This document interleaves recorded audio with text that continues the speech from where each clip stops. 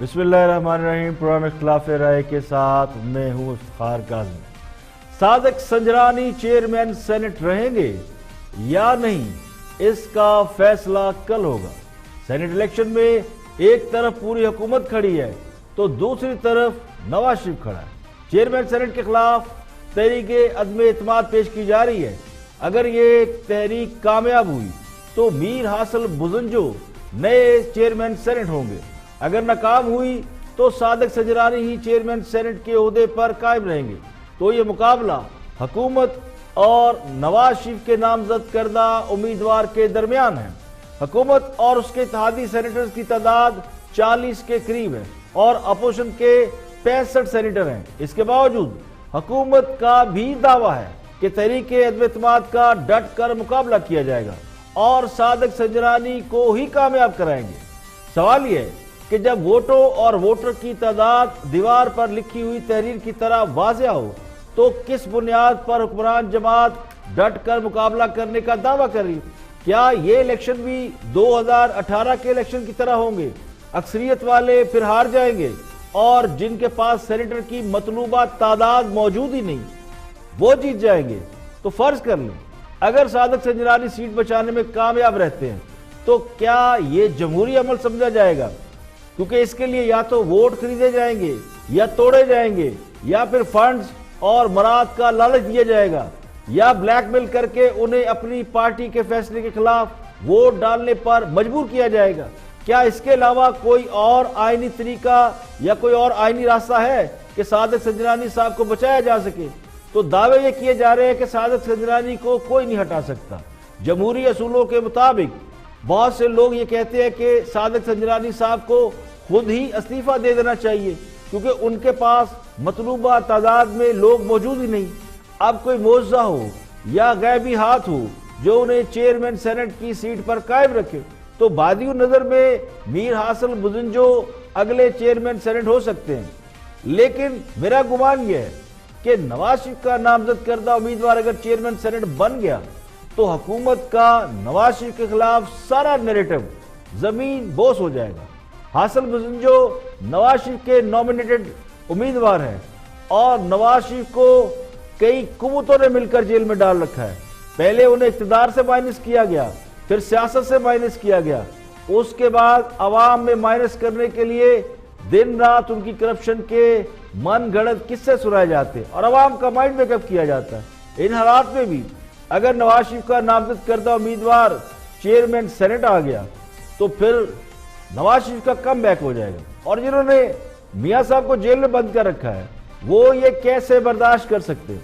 तो बादी नजर में मीर हासिल बुज़ुंजो सेनेट के चेयरमैन बन सकते हैं। अगर 15 या 16 सेनेटर इधर उधर ना हुए तो अपोजिशन कामयाब हो जाएगी और ये इन हाउस तब्दीली का आगाज होगा।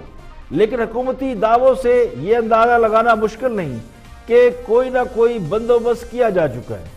सेनेट इलेक्शन में इससे पहले भी हार्स रेटिंग होती रही है और अब होगी तो कोई नया वाकया नहीं होगा।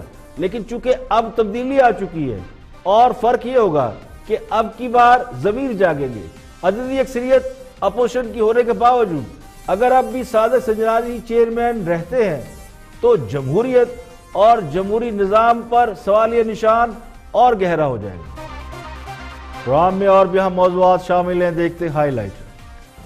आपके सामने है 6 जुलाई को मरियम नवाज ने एहसन इकबाल, शहबाज शरीफ और दूसरे जो है इनके लोग एक पूरी फौज बिठा के उन्होंने एक गलीज और घटिया प्रोपेगेंडे पर मबनी प्रेस कॉन्फ्रेंस की जज अरशद मलिक के बयानात को तोड़ मरोड़ के यासरी जो भी थे उसकी लाइट में और फौज पर और जजों पर हमले किए गए। सादिक साहब ने भी एक नुक्ता उठाया है, जो हो रही है नुक्ता वैसे बड़ा है। उन्होंने कहा 1 साल हो गया, कोई सबूत पेश किया आपने, गिरफ्तार कर लिए, केस चलते रहे, कोई रिकवरी हुई हो, कोई सबूत पेश हुआ हो? ये जो जितने केसेस हैं ये हमारे दौर के बनाए हुए केसेस नहीं है। मुझे आप ये बताएं, आपके दौर के भी आने सुन लें ना, सुन लें। चौधरी साहब जो हमेशा थोड़ी सी उनका ये है कि ओवरस्टेच होता है और एक पक्ष डाल देते हैं। उनका ख्वाहिश है कि मौलाना फजल रहमान मजहबी कार्ड इस्तेमाल ना करें। मेरी भी ख्वाहिश यही है, लेकिन ये तब हम इस ख्वाहिश का इजहार करते जब हमारा जो माजी करीब जो है वो हमारे सामने इस तरीके से हमारे साथ चिस्पा ना होता। वो अभी की बात है बाबर साहब ने मामूली सा जिक्र किया। हेट स्पीच बड़ी वेल डिफाइंड टर्म है। हेट स्पीच ये है कि जब आप दूसरों को ये धमकी देंगे कि अगर आप मेरे बात से एग्री नहीं करते हैं तो हम बजोर ताकत अपनी बात मनवाएंगे, हम जो है वो कत्लेआम की दावतें करें, हम ये कहें कि जो हमारे साथ नहीं है वो काफिर है, हम ये बहुत बड़ा चैलेंज है जी। जिस वक्त पिछली हुकूमत गई और हमारी तहरीक इंसाफ की हुकूमत आई तो सब मुझे कहते थे असद उमर सबसे मुश्किल नौकरी तुम्हारी है। तो इस वक्त मुल्क में अगर सबसे मुश्किल नौकरी है तो वो शब्बर ज़ैदी की है और अल्लाह ताला उसको कामयाब करे। बहुत बड़ा चैलेंज है, इसमें कोई शक नहीं। और उसकी तरफ जाहिर है वो पूरी कोशिश भी कर रहे हैं। प्राइम मिनिस्टर से उनको पूरी पॉलिटिकल सपोर्ट भी मिल रही है। प्रोग्राम करने के बावजूद भी आप कहते हैं कि हमें आज़ादी नहीं है, तो फिर कब आज़ादी होगी आपको? ठीक, कब आज़ादी होगी? गुजारिश ये है कि करतूत काले स्याह करतूत है नून लीग के। कैसे?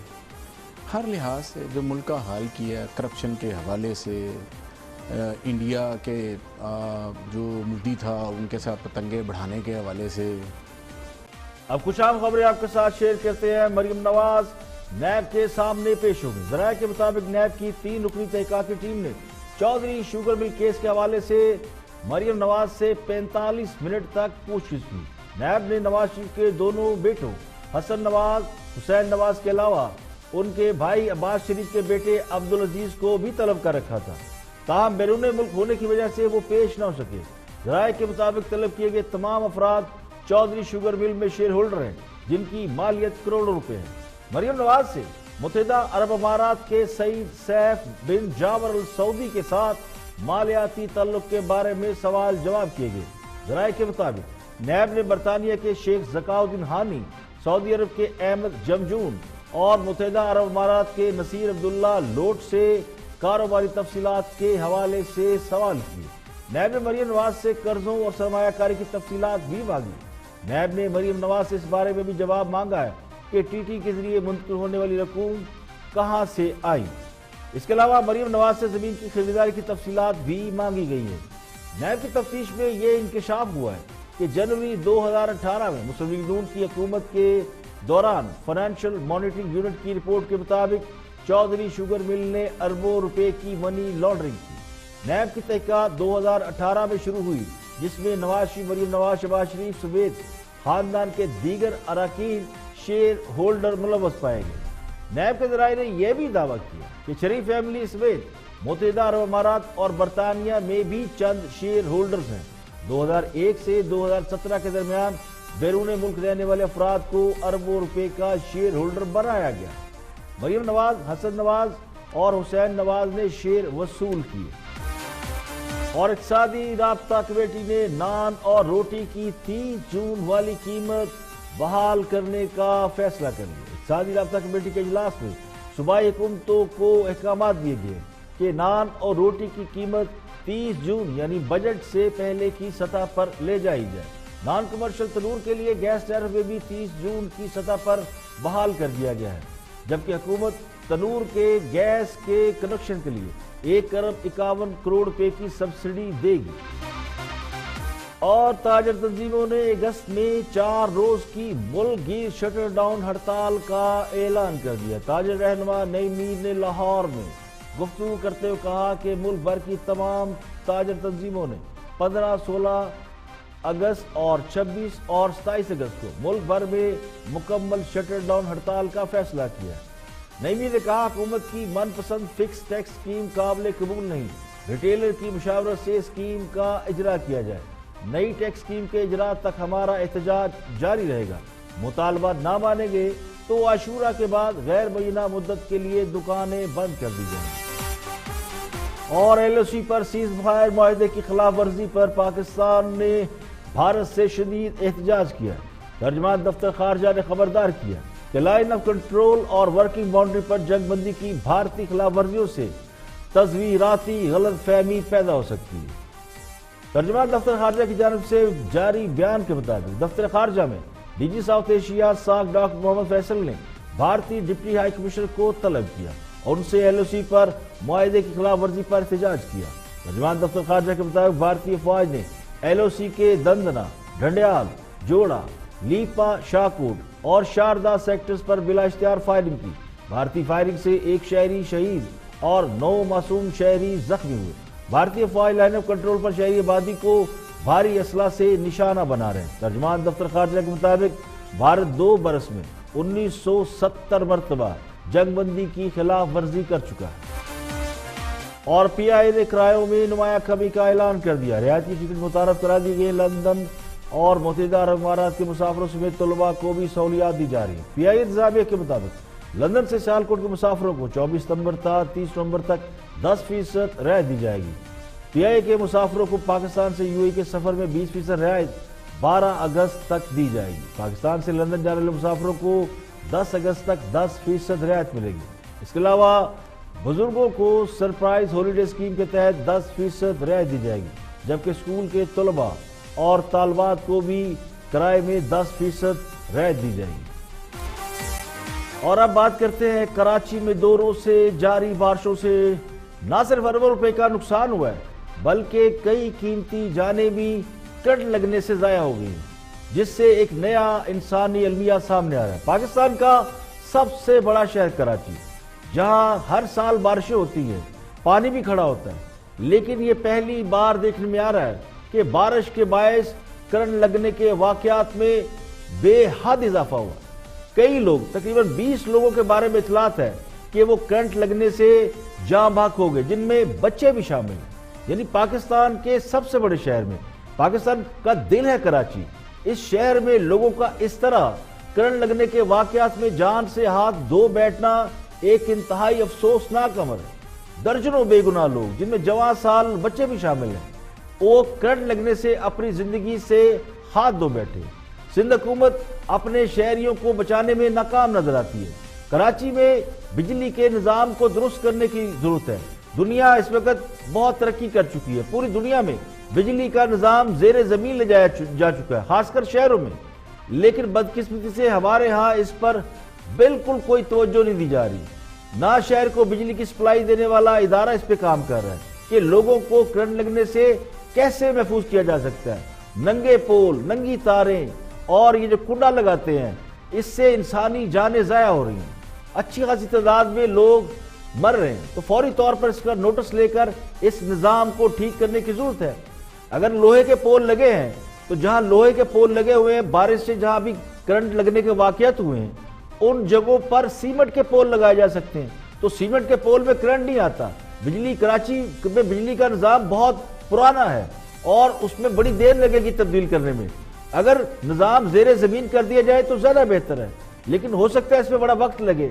तो फौरी तौर पर करने का काम यह कि इन पोल्स को तब्दील किया जाए, जो नंगी तारें उन्हें कवर की जाएं। लेकिन अगर जहां लोहे के पोल लगे हुए हैं, वहां जमीन से 5-10 फुट अगर आप लकड़ी से उसको कवर कर दें तो वो भी बेहतर है। लोहे के पोल का बैरूनी हिस्सा प्लास्टिक कोटेड किया जा सकता है। अब तो गन से कोटिंग हो जाती है। अगर आप लोहे के पोल पे सिर्फ कोटिंग कर दे तो भी करंट लगने से महफूज रहा जा सकता है। इस पर वफाक और सिंध दोनों को मिलकर काम करना चाहिए। हर साल बारिशों में यही सूरत हाल रहती है। अरबों रुपए के फंड जारी किए जाते हैं, लेकिन इतने फंड मिलने के बावजूद कराची में इतनी बड़ी तबाही, ये सिंध हुकूमत की काबिलियत पर सवालिया निशान है और इसका बिलावल भुट्टो को खुद नोटिस लेना चाहिए। सिंध के दूसरे शहर, जहाँ हैदराबाद और भी जगह हैं जहाँ पे बारिश हुई है, वहाँ भी सूरत हाल कमोबेश ऐसी है, तो इसका सद्देबाब करना चाहिए। ये कोई मुश्किल काम नहीं, ये 24 से 48 घंटों में काम किया जा सकता है कि जितने लोहे के पोल हैं उनको प्लास्टिक कोटेड से कवर किया जाए। और अब बात करते हैं, मौलाना फजलुर रहमान ने अगस्त में हुकूमत से इस्तीफे देने का मुतालबा कर रखा है और अक्टूबर में वो इस्लामाबाद की तरफ मार्च का इरादा रखते हैं। लेकिन कुछ हल्के कह रहे हैं कि मौलाना अपने इस मार्च को मजहबी रंग देने की कोशिश कर रहे हैं। तो सवाल ये पूछा जा रहा है कि क्या सियासत में मजहबी कार्ड का इस्तेमाल होना चाहिए? हफीजुल्लाह न्याजी इसका जवाब दे रहे। Watch this. करेंगे चौधरी साहब, जो हमेशा थोड़ी सी उनका ये है कि ओवर स्टेच होता है और एक पख डाल देते हैं। उनका ख्वाहिश है कि मौलाना फजल रहमान मजहबी कार्ड इस्तेमाल ना करें। मेरी भी ख्वाहिश यही है, लेकिन ये तब हम इस ख्वाहिश का इजहार करते जब हमारा जो माजी करीब जो है वो हमारे सामने इस तरीके से हमारे साथ चिस्पा ना होता। वो अभी की बात है। बाबर साहब ने मामूली सा जिक्र किया। तहरीक इंसाफ ने 2018 का जो इलेक्शन लड़ा और फिर NA 120 में नवाज शरीफ साहब की खाली नशिस्त से कलसूम नवाज साहबा ने जब मरहुमा ने इलेक्शन लड़ा तो ये वो बिल बोर्ड आपको भूल गए हैं, लब्बैक पार्टी भूल गई है। यास्मीन राशिद साहब के बिल बोर्ड्स पर, तहरीक इंसाफ के 2018 के बिल बोर्ड्स पे वो नारे भूल गए हैं, जिसके ऊपर हर एक के ऊपर इस चीज को इस्तेमाल किया गया। जिस तरीके से नवाज शरीफ साहब को जूता पड़ा, ख्वाजा आसिफ के मुंह में काली स्याही फेंकी गई, ऐसा इकबाल बेचारा जान से हाथ धोते हुए बच्चा के बाजू की गोली जो है वो दिल के अंदर भी प्रवेश हो सकती है। तो ये सारी चीजें हमने देखी। देखें, when you live by the sword, you die by the sword। ये मौलाना फजल रहमान ना भी निकाले, बीबी इलेक्शन आपने लड़वाया या नहीं लड़वाया, 25 लाख वोट्स उन्होंने लिए या नहीं लिए, और ये थोड़े वोट्स नहीं है 25 लाख, ये लेके अब बिल्ली जो है थैले से बाहर है। मौलाना फजल रहमान को जरूर फायदा उठाना चाहिए। मैं तो इतना असूली सियासतदान नहीं हूं, अगर मैं सियासत में होता मैं भी उठाता, क्यों ना उठाऊं। जब आप, मेरा छोटा भाई MP है और उसके घर में लब्बैक वाले आ जाते हैं जो उसके बड़े अच्छे वोटर सपोर्टर हैं, वो कहते हैं जी नून लीग का टिकट वापस करो, उठाना चाहिए फायदा, नून लीग का टिकट वापस करो, कि ये ब्लास्फेमियस है टिकट लेना नून लीग का 2018 में। क्या क्या हथकंडा में इस्तेमाल नहीं किया?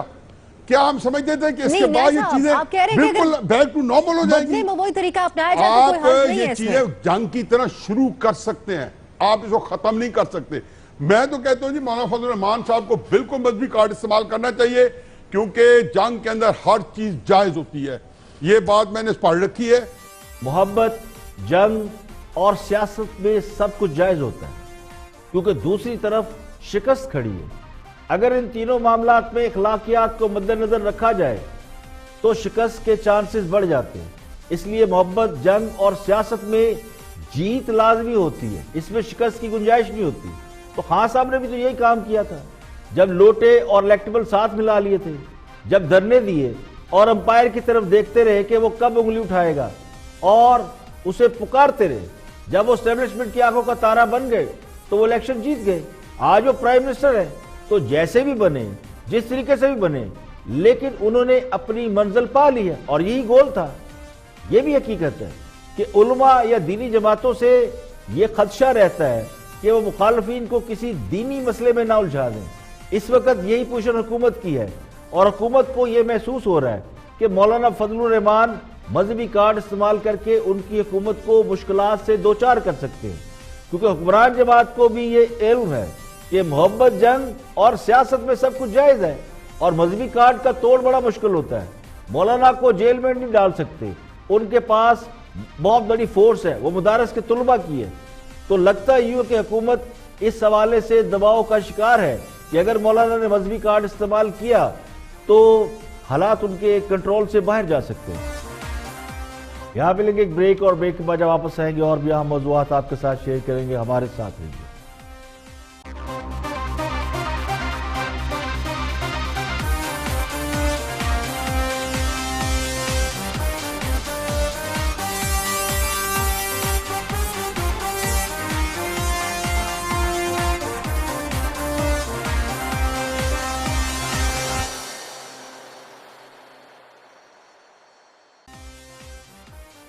Welcome back. आप देख रहे हैं प्रोग्राम इख्तिलाफ राय और मैं इफ्तिखार काज़मी। आगे बढ़ते हैं।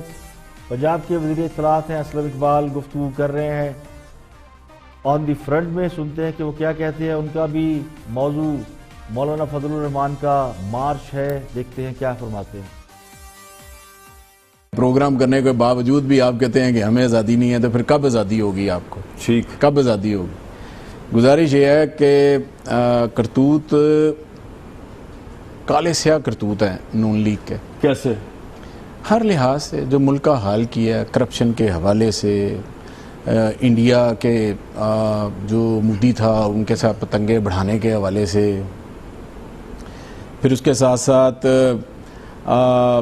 जब कभी भी मुल्क के अंदर जो हालात पैदा हुए, इनकी करतूतें चेक कर लें कि कश्मीर के अंदर जब मुसलमानों के साथ, वहाँ पर रहने वाले लोगों के साथ जब कभी सलूक हुआ तो इन्होंने, इनकी ज़बान बंदी होती थी, आज तक नहीं बोले। बजाय इसके कि आज ये कहते हैं कि पाकिस्तानी सिक्योरिटी फोर्सेस ने चाहते दी हैं, हम इस पे गम का इजहार करते हैं, उन शोधा के साथ खड़े हैं, उनकी फैमिली के साथ खड़े हैं, और ये कंडेम करने की बजाय वो जी इमरान खान, इनके जेन पे इमरान खान सवार हो गया। वो पहले भी था, पहले भी ये एक साइड पे थे सारे, इमरान खान के लिए। अब काले करतूत इनके ये हैं कि इस मुल्क का जो लूटा हुआ पैसा है वो सुबह इमरान खान ये कह दे कि मैं पूछना छोड़ देता हूं, तो ये इमरान खान की तस्वीर पढ़ना शुरू कर देंगे। जब इनसे पूछा जाता है तो ये सारे एक जगह पर इकट्ठे हो जाते हैं। अब मौलाना साहब का क्या काम है?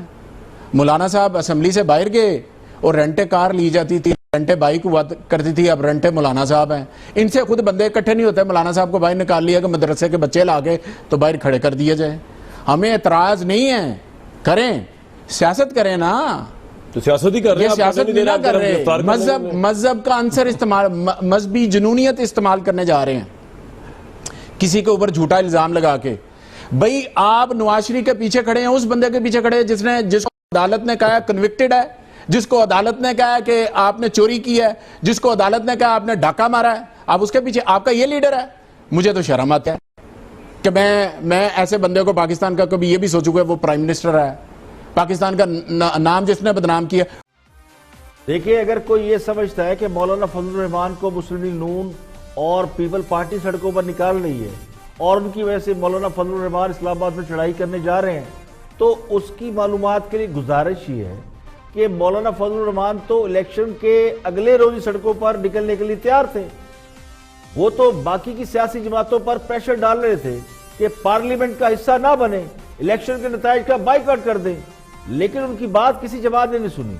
मुस्लिम लीग नून और पीपल पार्टी को करीब लाने में सबसे ज्यादा मेहनत मौलाना फजलुर रहमान ने की है। बाकी जमातों को तो मौलाना फजलुर रहमान की बात सुनना पड़ रही है। ये कहना दुरुस्त नहीं है कि बाकी जमातें बंदे नहीं निकाल सकती, जो बोलता है उसे खामोश करा दिया जाता है।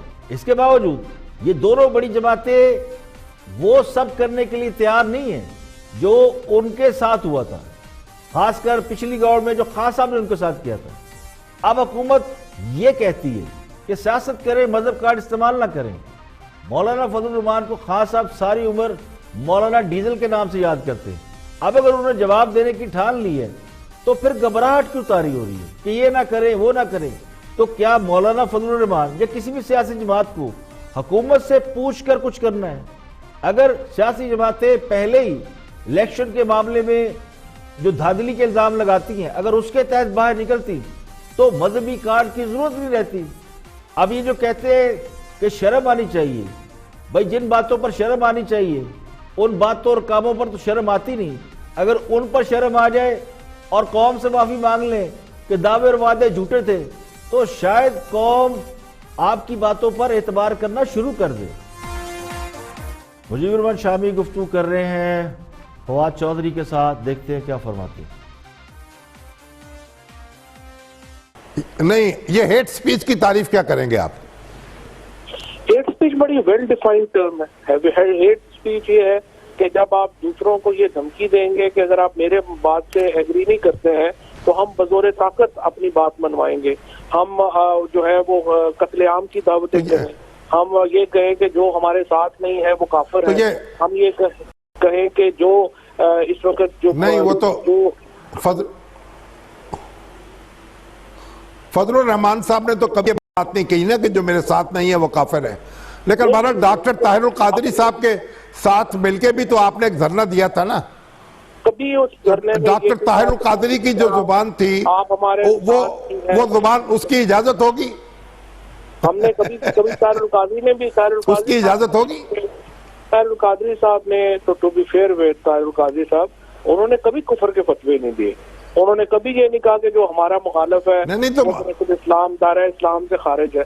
आप अभी जरा मौलाना फजलुर रहमान ने भी कभी नहीं कहा ये। नहीं, आपने तकरीरें नहीं सुनी ना उनकी जो कॉन्फ्रेंस में हुई है, वो तो अगर आप सुने और आप देखें कि उसमें किस कदर हेट स्पीच है।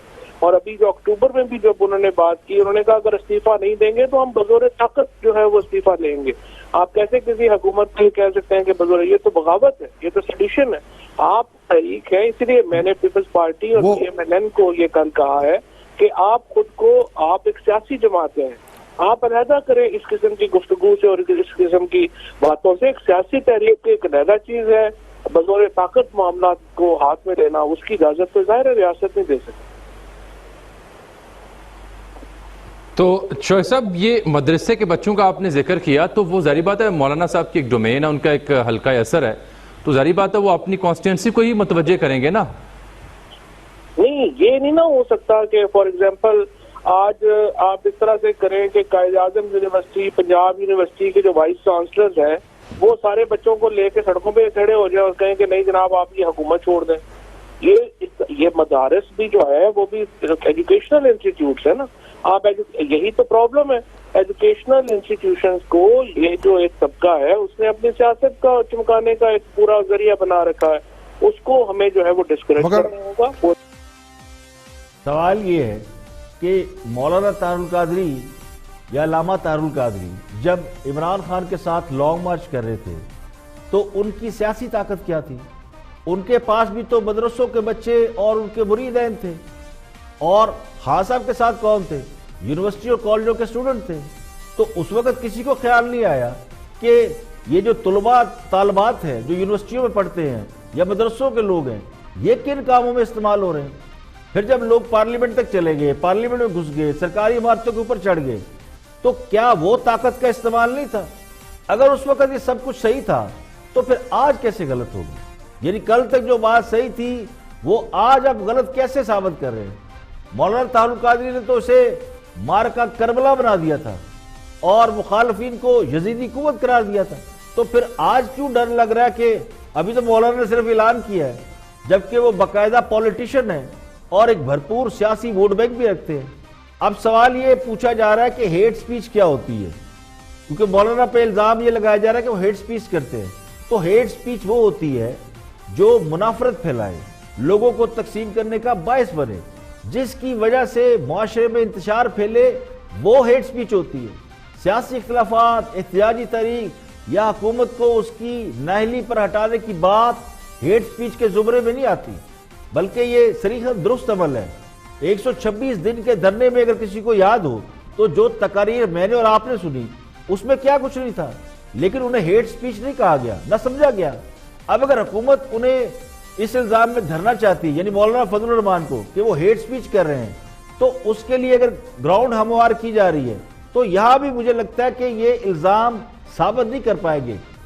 126 दिन के धरने में जो तकारीर की गई, जो मैंने और आपने सुनी, उसमें क्या कुछ नहीं था, लेकिन उन्हें हेट स्पीच नहीं कहा गया, न किसी ने उसे हेट स्पीच करार दिया।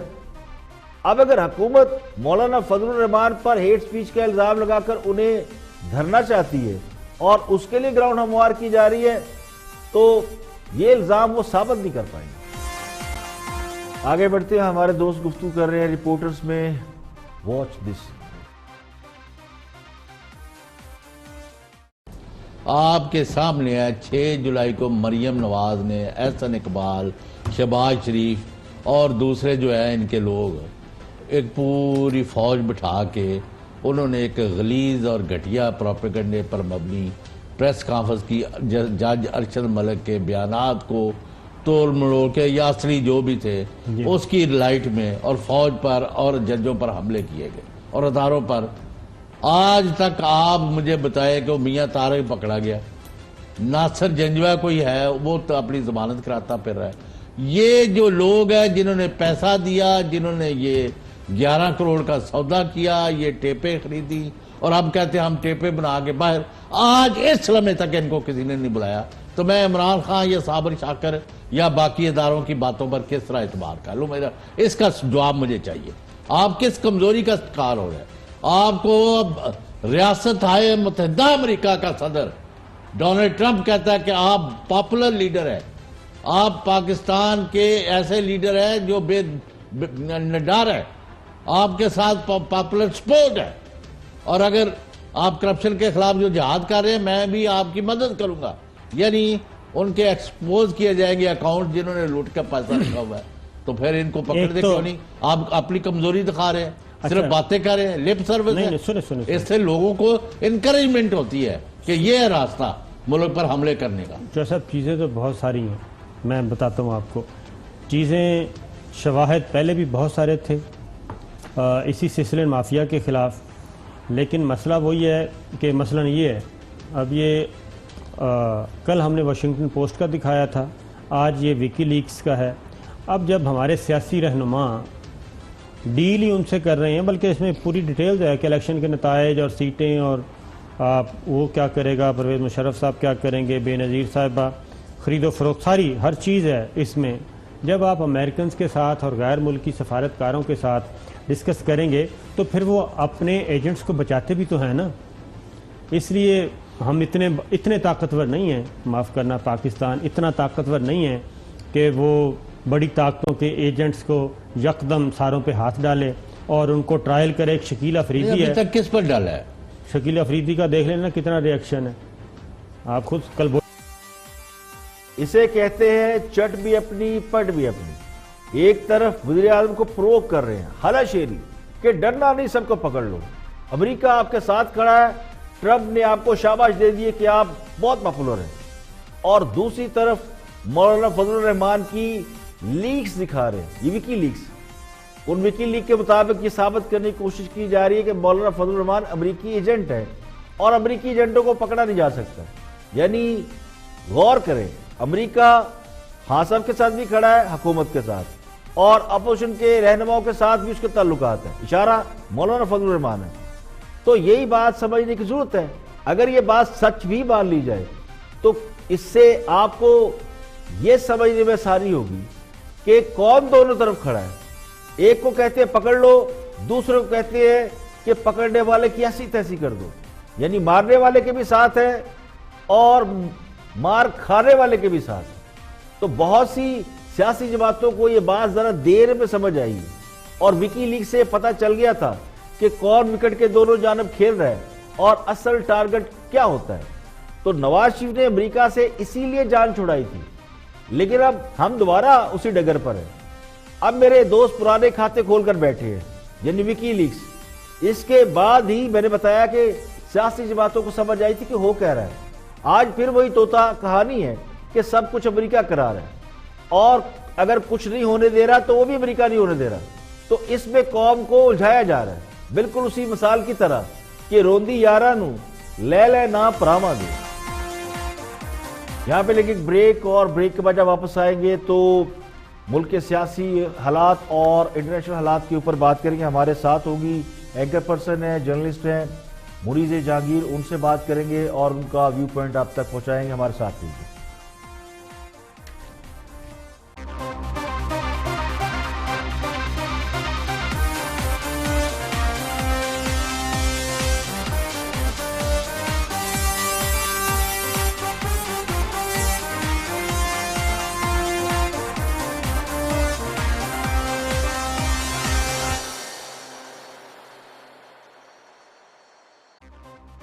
वेलकम बैक, आप देख रहे हैं प्रोग्राम इख्तिलाफ राय और मैं हूं इफ्तिखार काज़मी। ब्रेक के बाद हाजिर खिदमत है। आगे बढ़ते हैं। प्रोग्राम के इस हिस्से में हमारे साथ मौजूद होगी बहुत सीनियर जर्नलिस्ट है, एंकर पर्सन है मुरीज़ जहांगीर, और हम उनसे बात करेंगे खान साहब के दौरा अमेरिका के हवाले से बहुत से सवाल उठ रहे हैं। तो सबसे पहले सवाल है मुरीज़, ये बताइएगा ये जो खान साहब का दौरा अमेरिका है ये कितना कामयाब रहा और जो साबिक वज़रा आज़म के दौरे थे उनसे कितना मुख्तलिफ था? देखिए, बज़ाहिर जो ये दौरा है वज़ीर आज़म इमरान खान का अमेरिका, ये तो बेहतर दौरा हुआ, अच्छा दौरा हुआ, और एक जो तलखियाँ थीं पाकिस्तान और अमेरिका के दरमियान उसको दूर करने में बहुत कामयाब हुआ। मगर जिसे कहते हैं ना कि the devil is in the detail, तो अब ये देखना बाकी है कि क्या तय पाया है। जो इस दौरे का सेंटर पीस था वो अफ़गानिस्तान था, और अमेरिका हमारी तरफ देख रहा है कि कैसे पाकिस्तान अमेरिका की मदद कर सकता है कि अमेरिका अपनी फ़ौजें वहाँ से निकाले और इन अफ़गानिस्तान के अंदर इस किस्म की स्टेबिलिटी लाए और इस किस्म के इंश्योरेंसेस तालिबान से ले, जिसके तहत वो इनको ये कहें कि जी हम कभी भी अफ़गानिस्तान से बाहर कोई भी दहशतगर्द हमला नहीं करेंगे और हमारी जो भी एक्टिविटीज़ होंगी वो अफ़गानिस्तान तक महदूद होंगी। तो मुझे ऐसा लगा है जैसे कि ये एक परसेप्शन बिल्ड हुई है इस दौरे के बाद कि जो पाकिस्तान है वो तालिबान का एक गारंटर है, और जो तालिबान का लाएअमल रहेगा अफ़गानिस्तान के अंदर उसके ज़रिए पाकिस्तान का असर व रसूख हमेशा से इस खित्ते के ऊपर रहेगा। तो उस हवाले से तो ये एक कामयाब दौरा है। जहाँ तक ट्रेड रिलेशंस की बात है तो सदर ट्रंप ने ट्रेड रिलेशंस की बात की। मगर वो भी उन्होंने सब कुछ टांग दिया अफगानिस्तान के ऊपर कि हमारी कितनी कॉपरेशन होती है अफगानिस्तान के ऊपर, वो ही डिटर्मिन करेगा कि ट्रेड कैसे होगी। बल्कि उन्होंने ये तक कहा कि जो कोलिशन सपोर्ट फंड उन्होंने सस्पेंड किया था 1.3 बिलियन डॉलर्स का, उन्होंने कहा कि वो तभी बहाल होगा जब मुझे इस बात की यकीन दहानी हो जाए कि पाकिस्तान एक पॉजिटिव रोल अदा करेगा और अमेरिका के मुताबिक वो रोल अदा करेगा खित्ते के अंदर। एक तासुर ये है कि पाकिस्तान ने अमेरिका के हवाले से 3 साल कबल अपनी पॉलिसी तब्दील कर रही थी और अपना रुख चीन और रूस की तरफ कर लिया था। एक नया ब्लॉक मार्जे वजूद में आ रहा था। एक तो ये बताया कि इसमें किस हद तक सदाकत है, और दूसरा क्या अब हम दोबारा अमेरिका पे निसार कर सकते हैं? जो है वो बहुत बड़ी सुपर पावर है और उससे तो कोई इनकार नहीं कर सकता। वो शायद दुनिया की आज अनडिस्प्यूटेड सुपर पावर है। तो पाकिस्तान कभी भी अपनी पीठ जो है वो अमेरिका की तरफ नहीं घुमा सकता। जहाँ तक बात है कि हमने रशिया और चीन से कुर्बतें बढ़ाई हैं, इसमें ज़रूर हकीकत है। और ये आज से 3 साल पहले नहीं, ये सदर जरदारी के वक्त से शुरू हुआ था। आपको याद होगा कि सदर जरदारी ने लातादाद दौरे किए थे चाइना के, और उन्होंने ये भी कहा था कि मुझे कोई ख़ास काम भी ना हो तो मैं चाइना ज़रूर आऊँगा। उन्होंने रशिया की तरफ भी दौरे किए थे। तो मेरा ये ख्याल है कि ये जो पॉलिसी थी ये पहले से ही हो गई थी, और ये पॉलिसी इसलिए थी कि ओवर डिपेंडेंस ना हो अमेरिका के ऊपर। पाकिस्तान का सारा दारोमदार जो था ख़ास तौर पे मुशर्रफ दौर में वो अमेरिका की तरफ रहा। आपको मालूम है कि कैसे पाकिस्तान को बिलियंस ऑफ डॉलर्स दिए गए ताकि वो जो दहशतगर्दी की जंग है उसके खिलाफ लड़ सके। और मुशर्रफ हुकूमत के अंदर उन्होंने अपनी किताब के अंदर लिखा कि कैसे उन्होंने यहाँ से जो लोग उन्होंने अरेस्ट किए हुए थे वो उन्होंने अमेरिका को बेचे। तो इस तरह की बहुत सारी चीज़ें हुई मुशर्रफ दौर में, और जाहिर है उसका एक नेचुरल रिवर्सल तो होना ही था। और खित्ते के अंदर पाकिस्तान को ज़रूरत भी है चाइना से दोस्ती की, पाकिस्तान को ज़रूरत भी है रशिया के साथ दोस्ती से। इसलिए चूँकि हमने एक बैलेंसिंग एक्ट रखना है और हर मुल्क अपने मुफाद के लिए काम करता है, तो जाहिर है पाकिस्तान ने भी ये करने की कोशिश की है। अब सवाल ये है कि क्या हम फिर से अमेरिका की जानिब अपना रुख कर रहे हैं? ये एक अहम सवाल है कि अब जो अमेरिका का दौरा है ये तो नहीं हो सकता कि इसका कोई भी असर चाइना और पाकिस्तान की रिलेशनशिप पे ना हो। वो ज़रूर होगा, इसलिए चूँकि चाइना ने जो हमें लोन्स दिए हैं और जिस इंटरेस्ट पे दिए हैं उससे कम इंटरेस्ट पे तो ऐसा लग रहा है कि अमेरिका ने हमें लोन्स दिलवा दिए सऊदी अरेबिया के ज़रिए। तो मेरा ये ख्याल है कि ये इस चीज़ को देखना बहुत ज़रूरी है कि जो बैलेंसिंग हमने पहले की थी अमेरिका, चाइना, रूस के दरमियान, अब उसका क्या होगा। ठीक है, अब जरा आगे आ जाते हैं और बढ़ते हैं खान साहब की बतौर प्राइम मिनिस्टर कारकर्दगी पर। लोग ज्यादा मुतमईन नजर नहीं आते, उनके दावों वादों के पूरा ना होने पर नाला हैं, गवर्नेंस के मामलात भी हैं। तो आप कैसे इसको देखती है और आपकी नज़र में इनकी कारकर्दगी बतौर वज़ीर आज़म कैसी है और हुकूमत की परफॉर्मेंस क्या है? ओवरऑल जो हुकूमत ने 1 साल गुजारा उस पर आपका क्या नो? देखिए, हुकूमत की कारकर्दगी तो हम सबके सामने है। हमने डॉलर रेट भी देखा कि कहाँ चला गया, इन्फ्लेशन कितनी हो गई है पाकिस्तान के अंदर, महंगाई कितनी हो गई है, बिजली के बिल लोगों के कितने आ रहे हैं। आज अगर आप ज़रूरत की चीज़ें लेने निकलें तो आप हैरान हो जाएंगे कि जो कीमतें हैं वो आसमानों से बातें कर रही हैं। तो इसमें तो कोई शक नहीं कि पाकिस्तान के अंदर महंगाई हुई है। वो ये कहते हैं कि हमने ये कड़वी गोली तब इसलिए निकाली है ताकि यहाँ पे स्ट्रक्चरल रिफॉर्म्स हो सकें। क्या वो स्ट्रक्चरल रिफॉर्म्स हो सकेंगे ये तो वक्त ही बताएगा, मगर मुझे इस वक्त ऐसा नहीं लग रहा इन्होंने कोई भी कदम जो है आगे बढ़ाया है। अब आप देखिए कि जहाँ तक माशी पॉलिसी का ताल्लुक है तो जो फाइनेंस मिनिस्टर थे असद उमर, वो एक बजट लेके आए, फिर वो एक और मिनी बजट लेके आए, जिसका मतलब ये है कि जो वो पिछला बजट लेके आए थे उन्होंने उसी की नफी कर दी। उनको क्यों जरूरत पड़ी दूसरा बजट लाने की? इसका मतलब ये है कि पहली दफा में समझ नहीं आया कि उन्होंने बजट में क्या क्या लाना है। तो मैं समझती हूँ कि ये एक बहुत बड़ा फेलियर था फाइनेंस मिनिस्टर असद उमर का, और उन्होंने 1 साल लगा दिया IMF के पास जाते जाते। उन्होंने कहा कि हम और जगहों से हम देखेंगे कि पैसे आ रहे हैं कि नहीं। एक मार्केट के अंदर जो एक मियां नवाज शरीफ साहब के हुकूमत के अंदर एक आप कह दें कि एक मोमेंटम बना था ना इकोनॉमी का, वो मोमेंटम टूट गया और मार्केट के अंदर अनसर्टनिटी फैल गई। और अनसर्टनिटी खुद जिस तरह के रजा बाके साहब भी कह चुके हैं, मार्केट के लिए सबसे बुरी चीज़ होती है। तो 1 साल के बाद फिर वो IMF के पास चले गए। तो अगर वो पहले IMF के पास चले जाते और अनसर्टेनिटी मार्केट से ख़त्म कर जाते तो शायद इतनी इन्फ्लेशन ना होती। तो मैं ये समझती हूँ कि बात सिर्फ ये नहीं थी कि उनको इकॉनमी की समझ नहीं थी। मेरा ख्याल है कि वो बाकी लोगों की बात भी नहीं सुन रहे थे। तो वो एक बहुत सारे लोगों का ये तबसरा था कि वो एरोगेंस भी थी।